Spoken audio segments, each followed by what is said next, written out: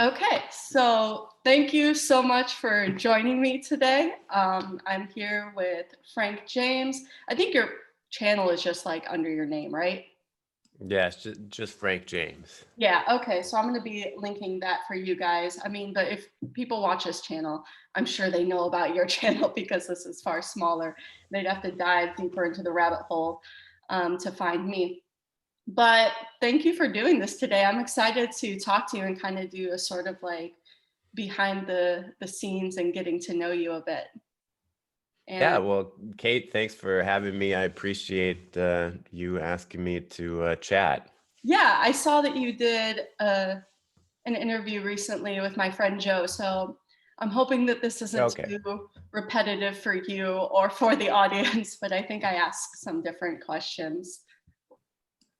Good. Yeah, I mean, and I like repeating myself, so that's it all works out. Yeah, that makes it easier.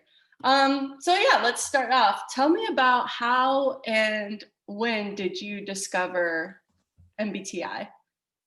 Well, it was mid to late 2016, so I haven't been in it Oh, that long comparatively. yeah. My brother, he was talking about Myers-Briggs with some mutual friends, and he came back to me and was like, "Oh, we were talking about this.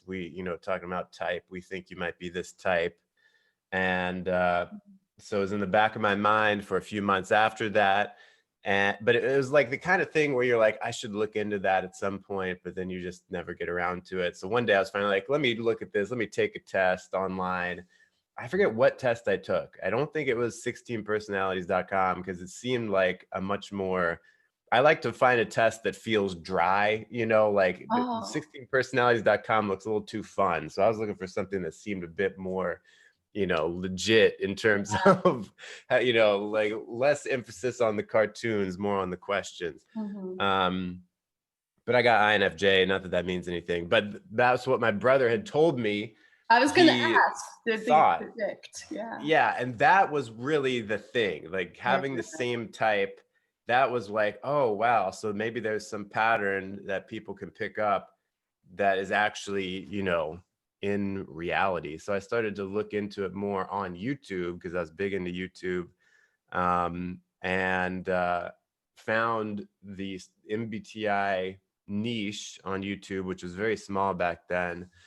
And like for to give you a comparison, the biggest channels in that niche had like 20,000 subscribers, and they had been on YouTube for like years. So it was like a very, very small niche. And it was a lot of people who were just talking about their life and their perspective on stuff as whatever type they were, which I found very compelling. And I kind of got into it, because I wanted to make YouTube videos. And they kind of went hand in hand where I learned more as I was making videos about it. And eventually, you know, it got out of control. So to the point now where like I just type all the time, like once you get into it, you can't like drop it. So I yeah. know. Sometimes I want to, like, not Yeah. in like a job sense, but I want to not think about it. Yeah. And it just comes up, you know? So that was kind of a question I had for you next. So this is good how it rolls into that. How you use MBTI in your life other than just on YouTube.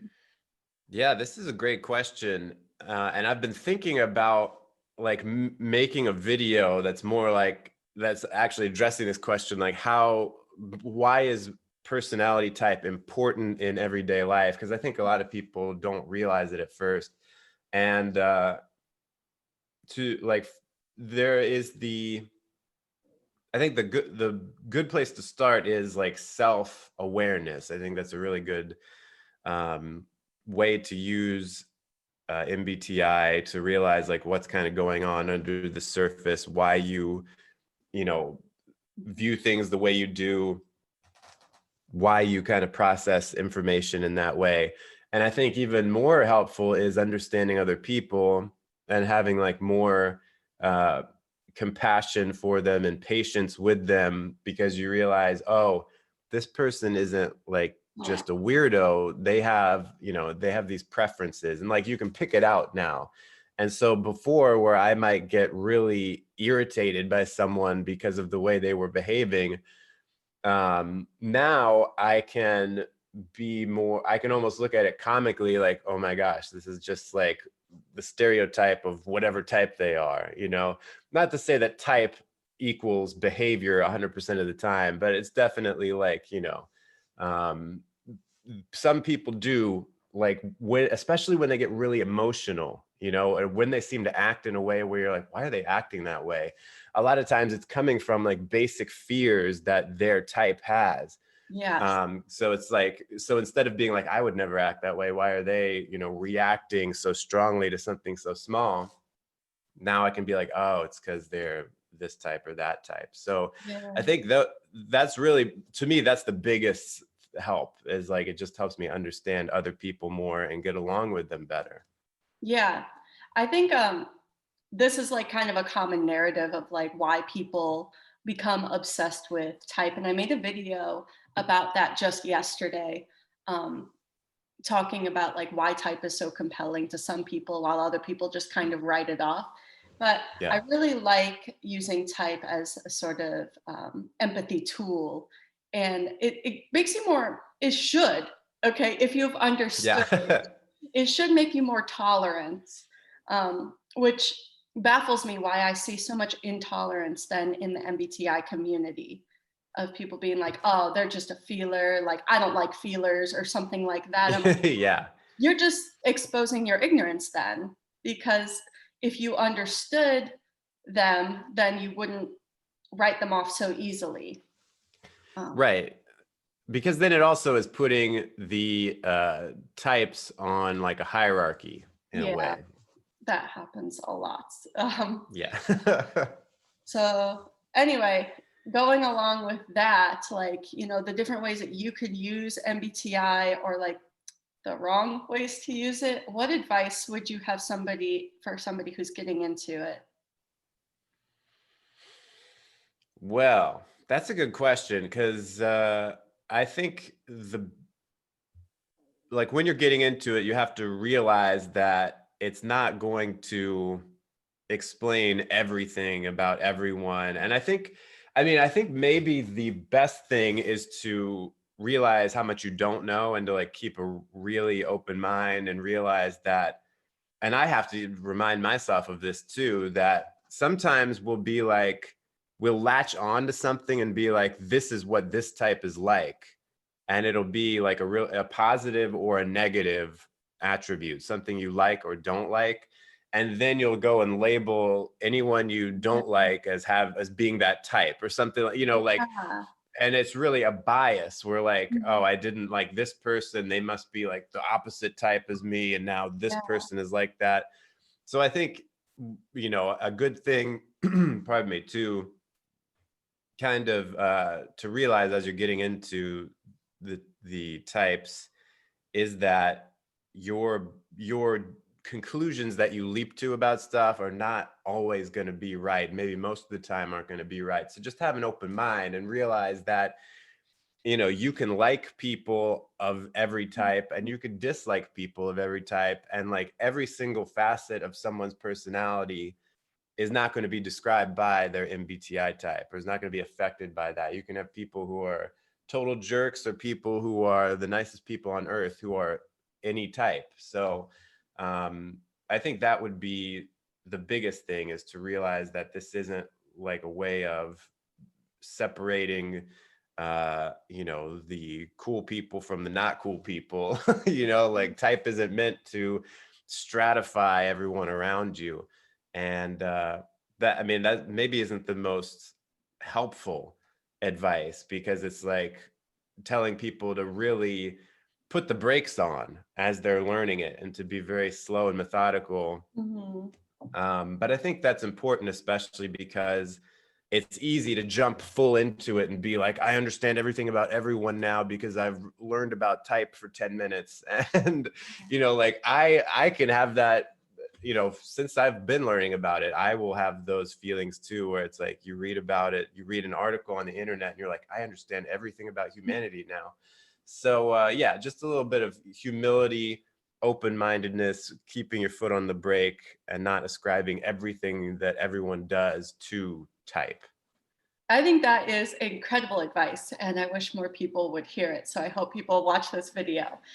That's something I've noticed a lot, and it's kind of like you have to fight your natural tendencies so much because it's like I discovered this amazing tool and it solves all of life's problems. It's like, no, it doesn't. Um, Yeah. but also like the sort of tribal nature of that people bring to MBTI of like, oh, I'm sure you've heard of like the was it NT dot like I don't know what did it sounds like Nazi-esque dominant race or something. Um, I forget what they said. Anyway, yeah, it's like, oh, I like you, so you're like me, you're one of me. And then Yeah. everybody else is this horrible type that is not like me. And I was definitely guilty of that in the beginning. I got into it in 2016 as well. I think it blew up then. Um, Yeah, I think that's when it really, started going Maybe upward. that's when 16 personalities like really kicked off. Yeah. Yeah, I'm not really sure what it was, because it was like on YouTube. My view is very focused on YouTube. Yeah. It seemed to be, it was an extremely small thing then, and since then it's gotten a lot bigger. So yeah, 2016, I don't know what it was about that year. I mean, you said your brother brought you into it basically. I mean, similar experience for me, of course. Um, have you brought people into MBTI? I mean, obviously through YouTube, but like in your In external real life? life, Yeah. a little bit, but not as much as you might think, because I will talk about it at length and try to explain all these different things. And I think a lot of people, I don't know, I think you have to have that kind of like spark of, something connecting, just, sort of like I had with the type I got on a test, lining up with what someone said in person. Um, because otherwise it can just sound, like when I hear someone talking about, the zodiac types, I'll be like, okay, great, whatever. Um, so no, I haven't. I've made people more interested in it, and I've had conversations with people, but I've never like converted anyone to become the enthusiast that we all are. So Mm. yeah, I don't know, like if you've had that same experience where other people are like, yeah, whatever, and Oh, it's yeah, like very most hard people, to, yeah. I don't try to do that anymore. And yeah. it's kind of like I don't want to explain it to people who have never heard of it kind of deal. I don't want to have that conversation. It is extra interesting if somebody comes to you and they're like, I think I know what type you are. You always want to hear what people's perceptions of you are. Even like you said, Zodiac, if somebody came to me and was like, I think that you're a Leo, that's wrong, but I'd still be interested. Oh, why? Like, Yeah, everyone wants to hear about themselves, Yeah. they want to be like, what are you seeing about me that maybe I don't see about myself? Which is like, it's a very compelling thing about typology in general, whether it's MBTI or Enneagram or whatever, that, especially when someone else, or a test that knows the patterns and is looking for them supposedly, that they can be like, you were like this and you didn't even realize it. You've had this happening your whole life. These patterns have been showing up in your life and you've been blind to it. And it's like this very magical feeling when Yeah. someone can point that out. I do, like, as you were talking about that, I did think though, I have one friend who I've talked more about it with, actually a YouTuber friend, one of my best YouTuber buddies. His name is JJ McCullough, and his channel is about like Canada and politics and stuff. So he doesn't care about personality type at all. But because we encourage each other when it comes to YouTube, he asked me questions about personality, and to me he's like a stereotypical ENTP. So I'm like, oh dude, you're like this, you do this, and he's like, wow, that's true, and he'll ask me all these questions. But it's like, it's harder to take it beyond that point of just like, I see all these patterns in you, and then them wanting to take it and be like, let me understand everyone else, because it's, that Mhm. first part is very compelling of, Yes. I want to figure out like the basics and like what is going on with me so that I can become more self-aware and a better person. But then it can be overwhelming, I guess, to be like, now I figured out one type. Now I got to figure out 15 others. Like this is this is a lot of work, you know? I think you have to kind of use yourself as a benchmark.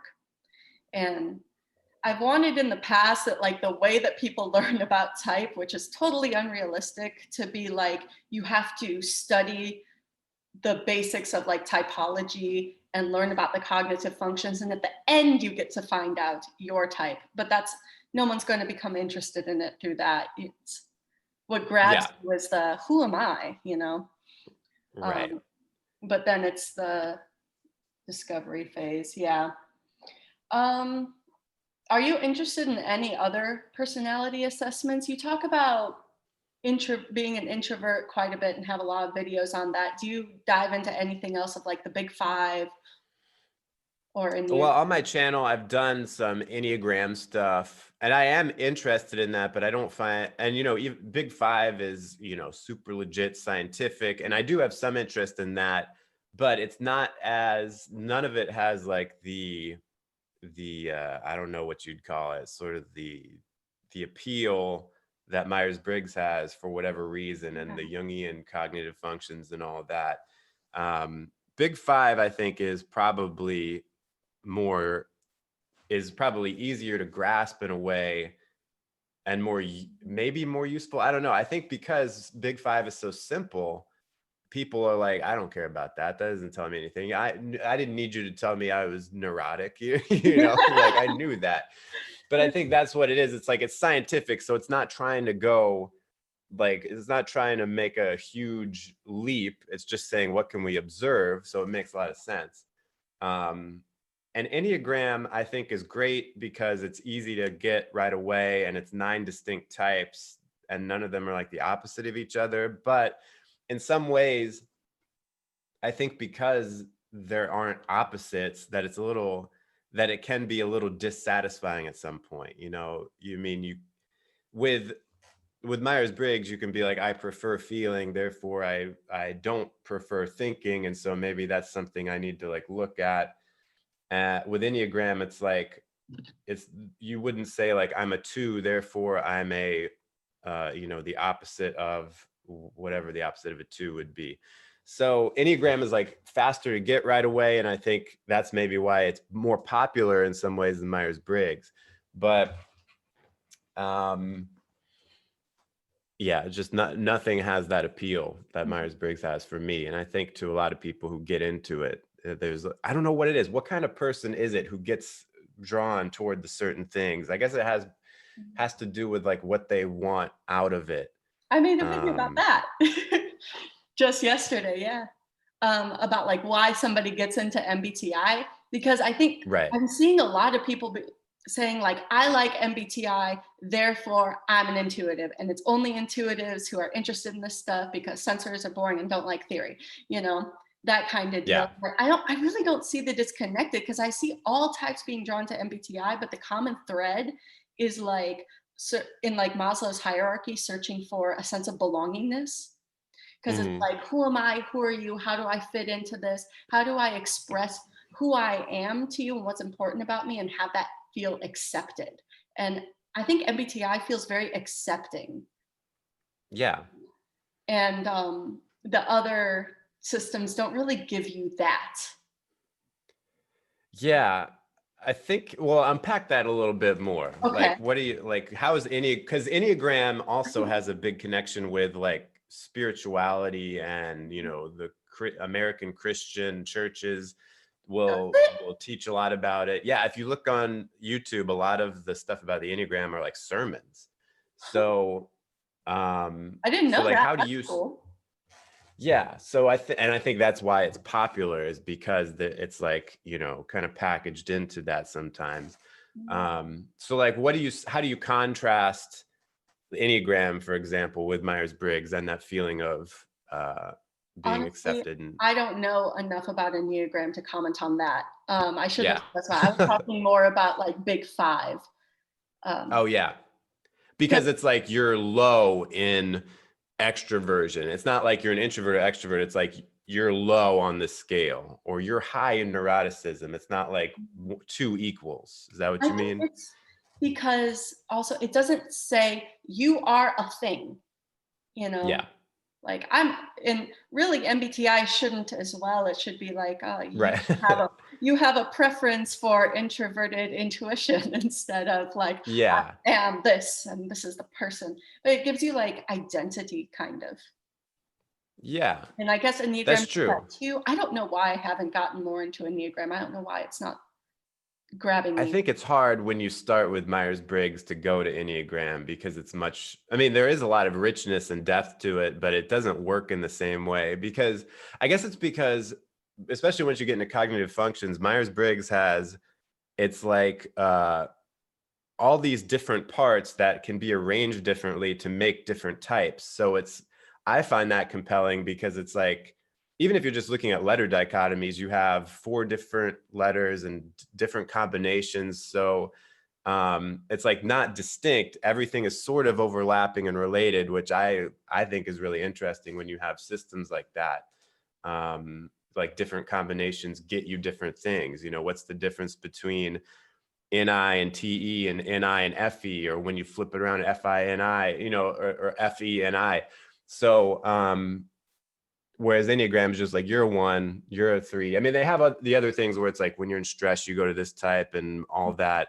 But yeah, something about that system. One interesting thing you brought up that I thought of when people say only the intuitives get into MBTI because they like the theory, but that, you know, like that would be like saying intuitives never would want to watch or play sports, which I think, you know, maybe a lot of them wouldn't. But I personally, I like going down to, you know, the driving range or something, you know, getting some Oh, I like kind that of too. physical activity in. So I think that's the thing, is like preferences. You have to remember, it's preferences. It's not like half your brain is gone if you're one thing or Exactly. the other. It's like a lot of people think that intuitives can do sensing, but sensors somehow can't do intuition. Right. Like Yeah. you walk around like not being able to see, hear, smell, taste, like you're doing it. You're experiencing Right. the world. So why can't I intuit? Like, Right. Exactly.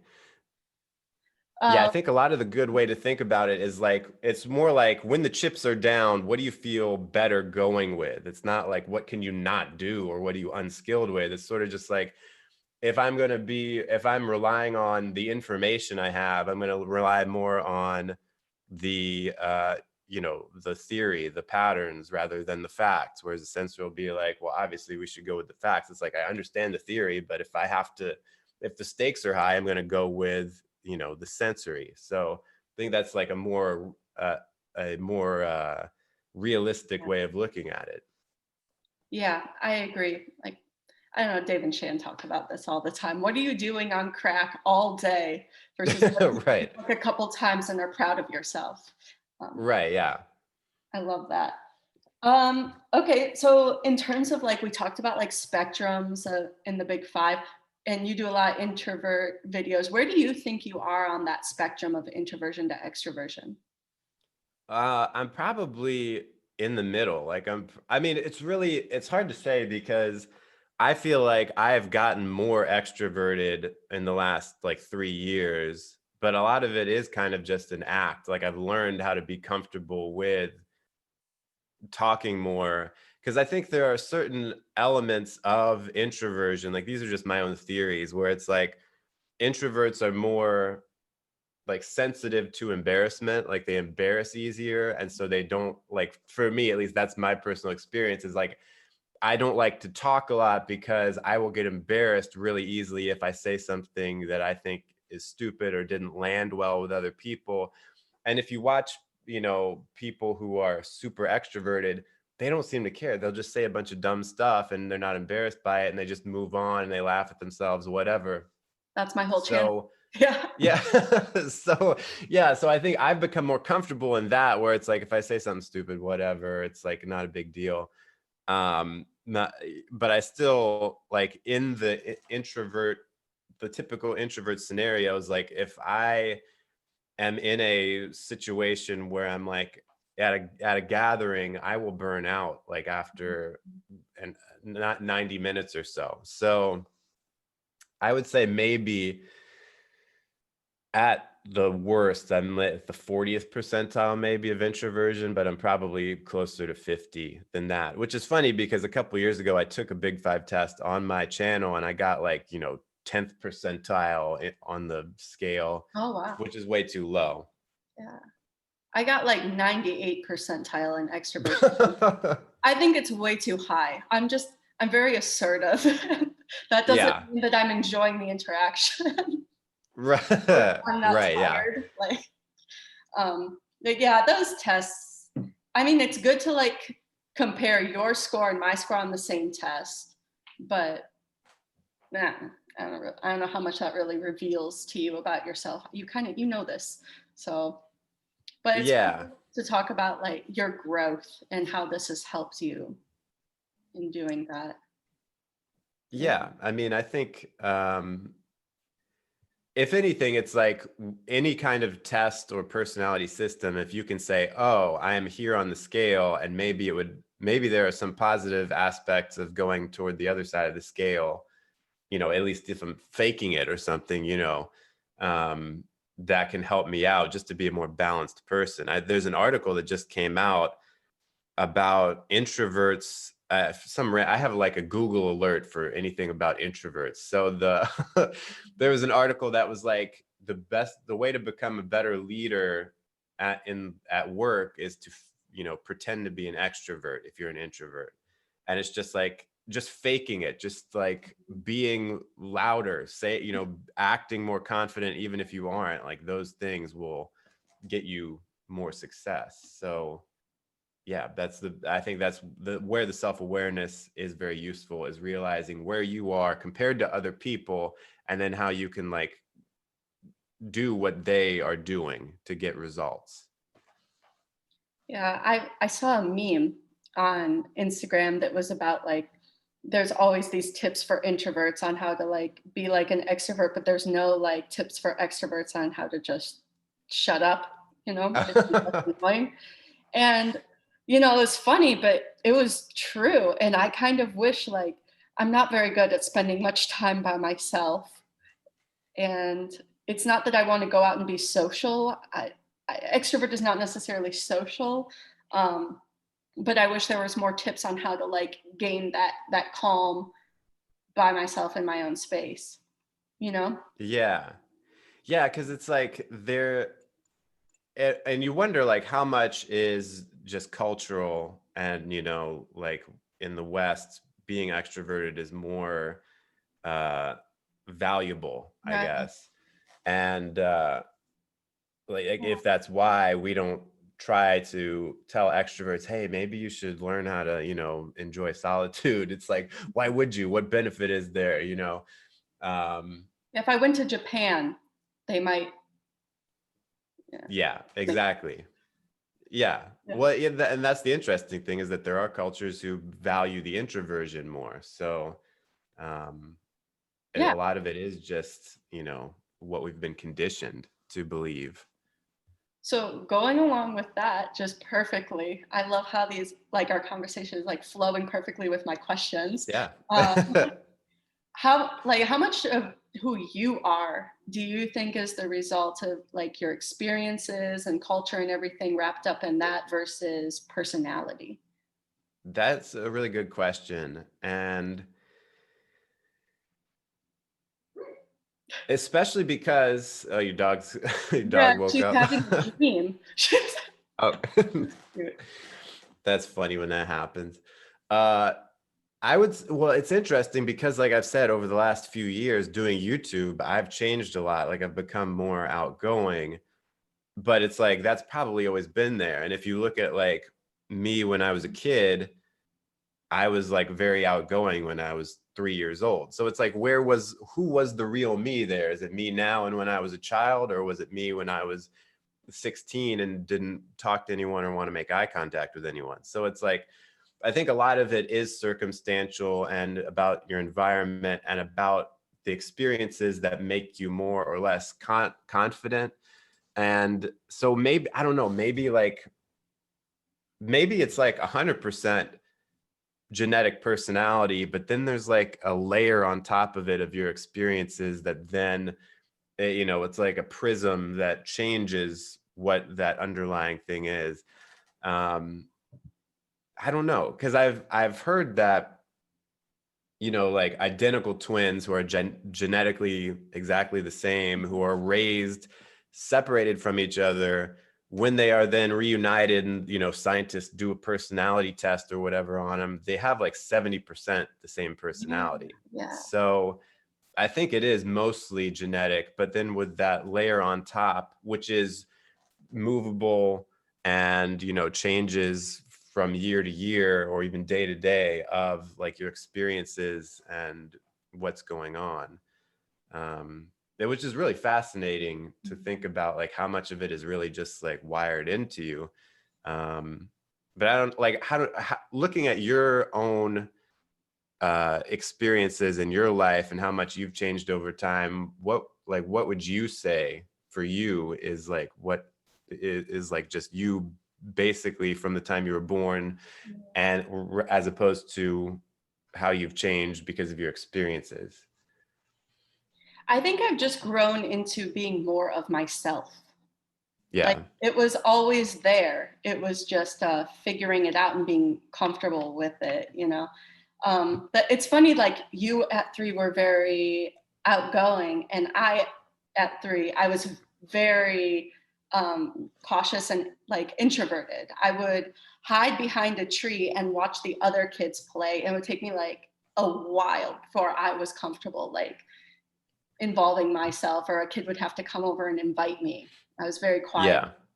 Um, but I've always been an interesting study for myself in terms of like nature and nurture, because I was adopted at just 2 weeks. So that's always been a fascinating topic for me. And I read a book, I think, I forget what it was called. It was fantastic though. But it outlined basically what you were just talking about with twin studies. And it was like something that blew my mind, that they found that how much TV you watch is largely determined by genetics. It's like Whoa. hardly at all an environmental factor. And we would think, like, people say, oh, I watch a lot of TV because my family watches a lot of TV, or I watch a lot of TV because my family never let me watch TV. You could find a way to justify it through your experiences, but it's Yeah. really genetic factors that are influencing it. So it's hard to say. I think I always think back and think, what an idiot. And then a friend of mine who knew me back then will remind me of something I said. And I'm like, oh, wow, she was there. Like, I'm like, that was still the same person, just a little bit lost. Yeah. Yeah. So it's not to say I'm not changing. I just think I'm growing into myself. Yeah. Um, but along with like knowing ourselves, is there anything that people get wrong about you, either like their impressions that they get about you, or based on like what you do on YouTube, that you wish that they understood? Oh man, yeah. There are a Well, the lot. thing is, I mean, you probably get this too, that once you put yourself on YouTube, people make a bunch of assumptions about you. Mhm. Um, and some are good and some are correct and some are bad and correct and some are incorrect, you know? Um, so I think one that's funny is that a lot of people are like, you're an extrovert. There's no way that you're an introvert. And you see in the comments, like where that person is in their life. Cause they're like, there's no way an introvert could make a YouTube channel. Like that's absurd to say.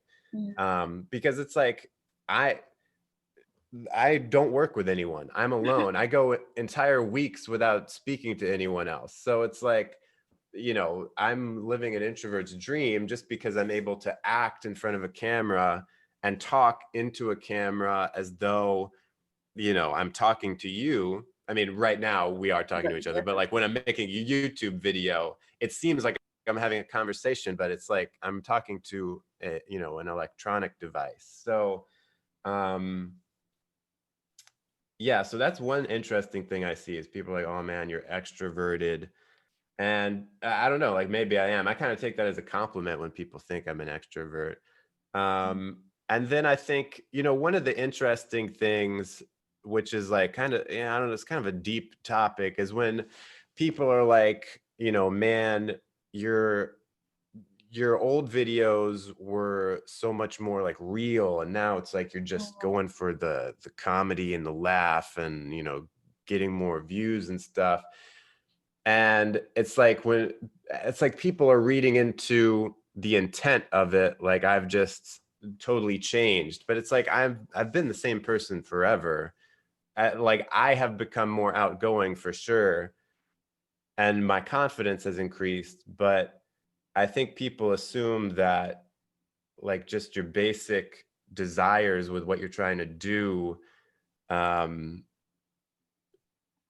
like on YouTube for me specifically, change. And I don't like Mhm. this is kind of like unintentionally got deep, because it's like something I wonder about, because it's like they see something that's different. To me it's not different. Like I understand like what Yeah. it is on the surface that's different, but to me I've always just wanted to make videos that people like to watch. Like that's all from the beginning. um Sure, there was a bit more of a self-expression vibe in the beginning because I was just talking about my life. If I don't recommend people watch my older videos, but that's what they were. It was like just me talking to the camera, but it was coming from a place of me watching a lot of Casey Neistat and him just going about his day and saying, I'm doing this, I'm doing that. And so I wanted to kind of do something like that. And it's not much different than me wanting to entertain, because, YouTube is entertainment and education. That's really all that's on YouTube in my mind, if I can reduce this intuitively.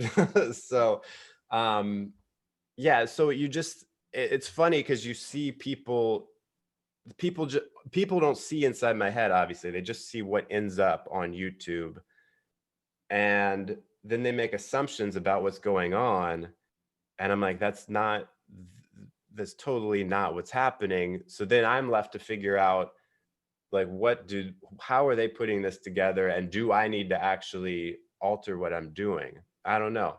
Like, I'm having a very open and frank discussion right now about some of these things, because sometimes I feel like I have a bit of like, because you always have to be moving a little bit on YouTube to stay relevant. So I'm always trying to figure that out. Like, do I go too far in one direction and have to pull back? Do I, am I doing fine? And hearing what people think about why I'm doing things, I guess that's what, um it's an interesting thing. And I think, sometimes I just want to oh, sorry. tell people sometimes no. But Um, yeah. I'm sorry to jump in. I got excited and I do Yeah, that. But interrupt anytime. okay, this reminds me a lot of what a lot of artists struggle with. Like you'll Yeah. hear, well, he doesn't talk anymore, but Bob Dylan, for example, would, he had his very early stuff that was very popular and more like folkish, and then he changed his sound and he just wanted to go creating, and it's the same person that created that is creating this and for the same underlying motives. But everybody was always like, go play Tambourine Man, like, for us. We don't want to hear the new stuff. um, Yeah. so it sounds like that same artistic struggle manifesting for you on YouTube. Yeah, yeah, I think to a degree. I mean, and I guess the other part of it is like that early stuff wasn't that popular. Like, I mean, it was decently popular to make, to give me some traction on YouTube. But then the comedy stuff is way more popular. Mhm. So then it's just me, yeah, figuring out like how do I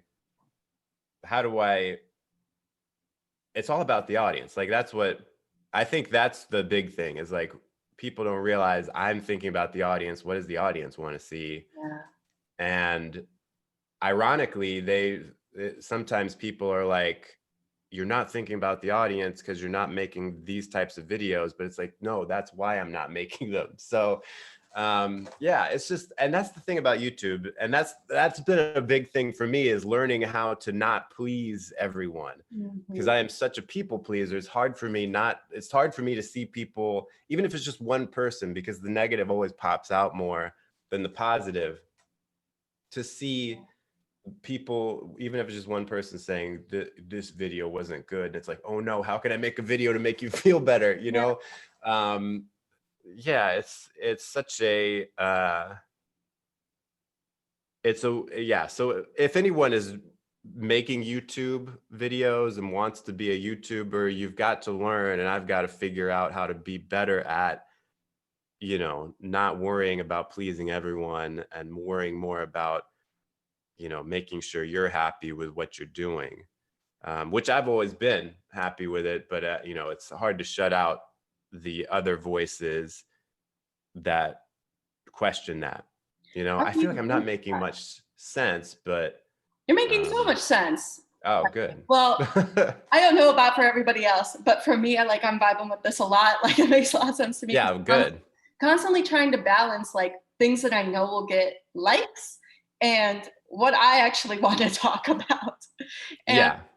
oftentimes those two don't align. Like, I would love to make a video just showing people this bookshelf that I refinished, but nobody wants to see that. Like, so Yeah. it is hard, like that self and tribe kind of being at play. But what kind of videos do you enjoy making the most? Comedy for sure. Like, Yeah. no, no question, no hesitation. Those are my favorite ones to make. I do also like making the videos where I type celebrities. I've only done like 3 of them where I typed, you know, a YouTuber, a couple YouTubers, celebrity. I like that because it allows me to do more advanced type theory, but those are like the least popular Yeah. videos in some senses. So, but I love making comedy videos. I love making people laugh. It's like what I've always loved. And yeah, so that, I mean, that's lucky that the thing that has made that that's caught on my channel is the thing that I have always wanted to do. And yeah, I mean, I don't know. I every type of video I make, I enjoy. I find something to like about it. Because yeah, there are some videos where you make it and it's like, I'm not that interested in why introverts are attractive, right? But I make it because I'm like, I think this would be a fun topic for the audience. And now I need to find something about it that I can get excited about and have fun with it, even if the topic isn't this burning thing I need to talk about. So yeah, it is that kind of like figuring out that balancing act sometimes, which isn't, like, for me, I guess I'm lucky, it's not that hard to find the balancing act, but it is kind of a big wake up call when you do something you think you're like, I love this so much, everyone else is going to love it, and then it doesn't do well, and you're like, oh man. You know. Yeah. Sometimes I can't predict.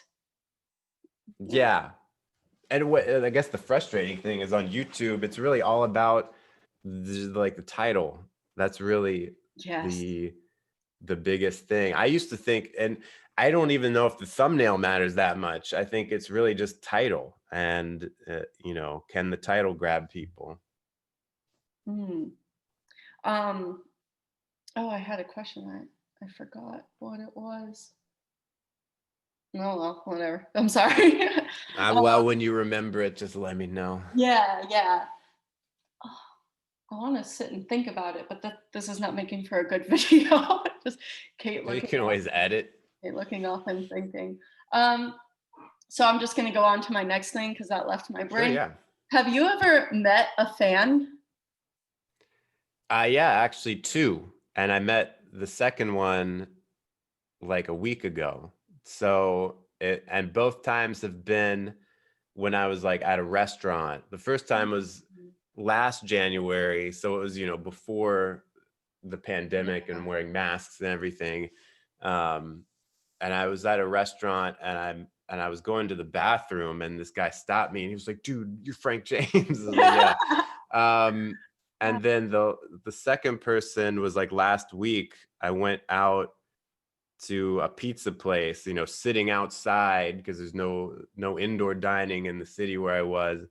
Um, And when it was again when I went into the bathroom, she was like, it was my waitress. She was like, I didn't want to bother you while you were, with your friends, but I love your YouTube channel. And I was like, oh, thanks. So yeah, Cool. but it's only been twice. I mean, it kind of makes sense because in 2020 I haven't really been out. So not that I would have gone out much in a normal year, but Yeah. yeah, so it's happened a couple times, and it never happens when you expect it. Okay. There was another time where I got an email from someone who was like, I saw you at this place. Was that you? And I was like, yeah, that was me. So there was a third time where they didn't say anything. Mhm. But yeah, if any, if anyone watching this ever happens to see me out and about, say hi. That's fine. All right. That's a good thing for them to know. You I think it's probably won't, cool. but I think it's cool that you get recognized like as an MBTI YouTuber. That's cool. yeah. And I think it does, obviously it doesn't happen very often. It's a very low likelihood. It's also like, I think the introvert videos, especially, Mm. because like the second most viewed video on my channel now is one of the introvert sketches. So I think that being the introvert guy also has brought me to a wider audience. Yeah, that makes sense. Have you met a lot of fellow INFJs? That's a good question because, well, you have to like here, you probably also deal with this is when talking to people who are not like very into typology and they're like, oh, I'm this type, I don't know where they got their type Yeah, from. absolutely. Probably could be 16personalities.com, which is not the most reliable source. So when I meet people who say they're INFJ, like I just kind of, I don't, it's hard, when you're thinking about typology all the time, it's hard to not say, oh, this person is actually this type. I'm going to figure them out. But I kind of just take people at their word now. It's like it doesn't matter that much. So if we just talk about people who say I'm INFJ too, it's like a lot of people. But if we're like, I'm not extremely good at typing people like in real life, like just in my head when I'm talking to them. Occasionally, like I'll get like, oh, this person has um extroverted intuition, or this person is an introverted thinker. Like sometimes I can pick out those things, and sometimes people are a stereotype of their type, but I haven't met anyone where I'm like, I get the feeling this is an INFJ I'm talking to without them having told me anything about their type. So that's a really interesting question. And yeah, I find that it's tough to pick out INFJs. I think like to me it's harder to see what a stereotypical one looks like than it is, for instance, to see a stereotypical ENTP or an something like that. So yeah, I don't know about you, if you find it, if there are blind spots with seeing certain types. There are types that I understand less. So I may have met one and just not have known it. Yeah. Um, I find that I try, like when I first got into it, I was trying to type everyone I was talking to. And now I try to actually just listen to people instead of Yeah. doing that. So I find though that I go to typing them if I'm really bored with the conversation. And that's me keeping myself entertained, which Yeah. whatever. But I kind of was asking because I was wondering like how similar you saw yourself to other people of the same type as you. I see some ESTPs, mostly just like watching in videos. Of course, I meet plenty of them, but some of them I'll be like, wow, this one and I can, the way we speak is very similar. What he said there is exactly what I would have said, how he's responding, movement, even. And other ones, I'm like, I know that we have the same personality type, but we're really not similar. Like, Yeah. No, I get that because, you know, and that goes back to personality type isn't everything about Yeah. a person. And I find like when I see people, when I like look at YouTube videos of say celebrities that are supposedly INFJs also, with some of them, I'm like, it almost, they're either boring to me or cringy, and I wonder if that's because there is like a similarity and I'm like, oh no, like I don't, I Yeah. don't like this, because to me the more exciting people to watch are people who are like definitely not my type, you know. Like I'm much more, it's much more compelling to me to watch people who are like ESTPs or ENTJs or something like that, who don't, you know, who have other things going on. And but yeah, I haven't necessarily picked up similarities, you know. And I think maybe in some ways it's just this blind spot where I'm not, you know, I'm not able to necessarily pick up those things. Yeah, I don't that's know. really interesting. Um, when I'm typing people, I notice that the function that jumps out at me the most is FI because it's opposite. Um, Yeah. and it just kind of like screams at me when somebody has it. And I also find I really notice the parent function more than any other one. What you were talking earlier, I know I've gotten off of like what I was going to ask you, but you were That's talking fine. earlier about how like you see people's weaknesses. Is that something that you use when you do type?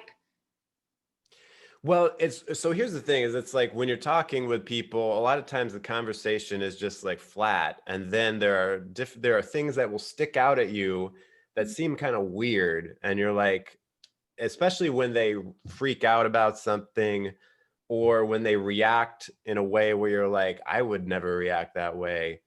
And those are like signals. Those are the things that you can grab onto to try to digest and figure out type based on that. um so, and yeah, weaknesses. So like in a certain situation, if like I don't know, if someone is going through, I especially notice it, I think, when people get really freaked out, like take something really personally that happened and they're like really focused on the other people involved in it. And I'm like, well, that's not really the issue here. Like, why are you so focused on that? That's when I'm like, oh, what's going on with the type here? Um, or when I hear, sometimes you just hear people say things that are typical of certain functions, and it's like not necessarily, doesn't necessarily mean anything, but um, you know, when I hear people who, when they're talking about like what they really struggled with, for example, and you know, it's like really struggling with um I don't know, putting their own, putting what they want first, and they just feel like they're giving up stuff for other people all the time. Like that's something that I can be like, okay, I can see type is at work here, or Yeah. something like that. Or people like, I really just don't understand what's happening here. I'm just so, you know, concerned and stressed out about not being able to understand why everything is happening.